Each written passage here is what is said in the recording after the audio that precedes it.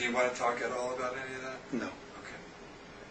No. Everybody on the earth is from someplace else. None of us were born and hatched here. None of us as souls were created here. We all come from another time and place. My understanding is that all of the conscious spirit that's in this universe came through different black holes from other universes in time and space, which we simply aren't privy to. So we're ancient. There's no age to us. We weren't created with the universe. We came through another universe, through the black holes, to this place that we now call our universe, to continue to evolve. That's everyone. Virtually everyone. That contact at age 14, was that contact time travel in any way by the Andromedans to prepare you psychologically for your future contacts? Yes, all the contacts is where they had to come back, because they came here in 1980. Right. So they had to go back in time. And that's what they've done with a lot of people.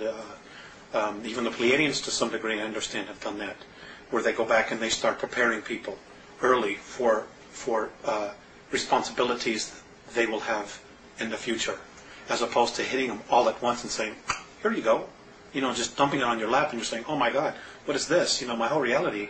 So there are increments of preparation that have occurred and continue to occur.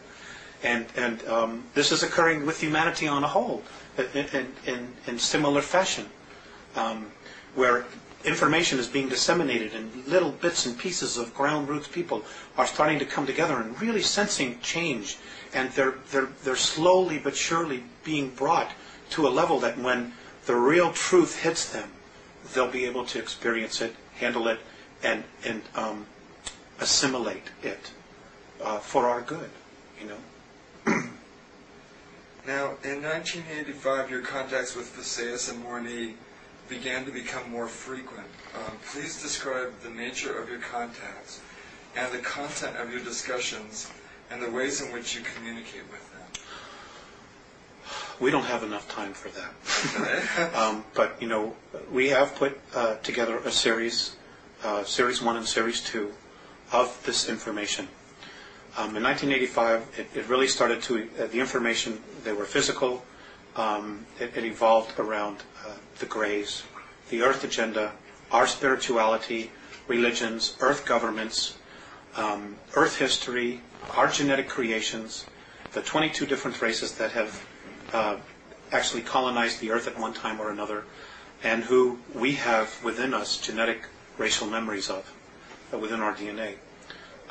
And present time, things that are occurring now, and probable, I stress, probable future events, because the future is being created every day, and it's being changed every day, based on our thoughts. So, just to sum up, it is, I would need 10 hours. Okay. That's not something I could very simply go into. Okay. But the series of 8 and so on and so forth does in fact cover that. Okay. All that information. All right. Now, how does the symbol they gave you play a role in your contacts with them? Symbol. Apparently, they gave you a symbol that you use when you want to talk to them. The symbol was something that I chose. Oh, I see. Okay. Do they ever talk amongst themselves in a language you don't understand? They do, and it's not really a language. They're telepathic, and yes, they'll stand in circles when they're talking, and when they do talk, flashes of light where their third eye is, right here, different flashes of colors that we don't even have on our third density spectrum, just appear, and they're just boom, boom, boom, boom, boom, flashing all this color, and it's like instantaneous sentences are being just communicated, and sometimes there's nodding, sometimes there's nodding this way, sometimes up and down, sometimes there's gestures, but all the time there's just flashes, and their flashes is their language. It's rare that I've been privy to what it is because they happen so fast. I couldn't assimilate it. So there are some universal gestures then. Yes. all human they beings smile? are very animated. Yes, they smile. They also frown, and they also look very sad when something is distressing them. So they do experience it. They do experience emotions, but not to the degree that we do. After they've had their discussions, one will turn to me. Usually, most of the time it's Morene, and he'll talk to me like I'm talking to you. He'll actually go to the great lengths to speak to me. Or sometimes it's just telepathic. He'll just look at me, and for a while there I wasn't always getting the message because I was so focused on the color that was flashing in front. I was watching that, I was like, wow, this is really amazing. But sometimes I'd have to repeat it. But now that novelty has worn off, so now I listen to the message. And Visayas is almost always telepathic. So that's what they do. What have they asked you to do in order to help them? Just to disseminate information. I'm currently in the process of trying to investigate all of the current UFO information that's out there, and what I've had the ability to do is to sometimes check it with them. Well, is this true? Is that true? And they've said yes, or they've said no. There is a lot of disinformation out there.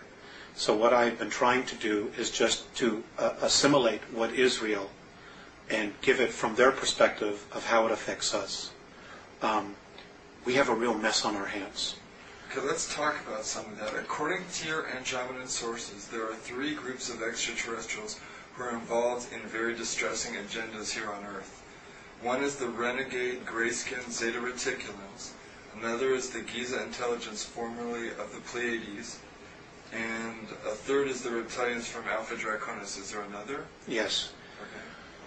Okay. There's the Orion group as well, and there's 141 of them here. And they're from Ursa Minor, Ursa Major, Rigel, and Betelgeuse, from that particular group, that particular area of the star system. There are a lot of agendas here, hidden agendas. And you have to understand that some of the races, for example, the Draconians. The Draconians themselves did not evolve as a life form in our universe. They were dumped here. They were brought here because they're just a pain. They're incredibly smart. They're incredibly psychic. They're incredible builders, but they're bullies. Their whole thing is control, domination. And because there's no race in our universe that can really beat them up and wipe them out, they don't have to choose light or dark. They're just where they are. And they've chosen the opposite polarity. They're a tough bunch. They've manipulated a lot of civilizations throughout our galaxy. They're also responsible for the 600,000-year war, which almost annihilated the human species in our galaxy. And they show very little remorse about it. Hopefully they'll be leaving soon. But the others are life forms that have evolved, like the Orions. The Orion group has been genetically manipulated and have been deeply entrenched in Draconian belief systems. So they're carrying that energy or that torch for whatever their agendas are, as well as their own agendas. Okay? The reticulant, the Greys have been controlled and manipulated by the Orion group. So there is a system, a class system here, that's been established. And this is very common in the non-benevolent or regressive extraterrestrial structures, where there's a class system of workers, warriors, administrative or priests, and then the hierarchy, the royalty. And the lower you are, the worse you're treated. We have a history of that here on our planet as well. You know, and we've been taught this by the aliens themselves. Right. And the Pleiadians very much were part of that as well. For a time, they were very much in that belief system. Well, let's focus for a while on the renegade Zeta Reticulans. What appears to be the agenda of the grayskin Zeta Reticulans? Okay. Number one, I would like to say that, there's a lot of confusion that not all reticulans are evil. There are some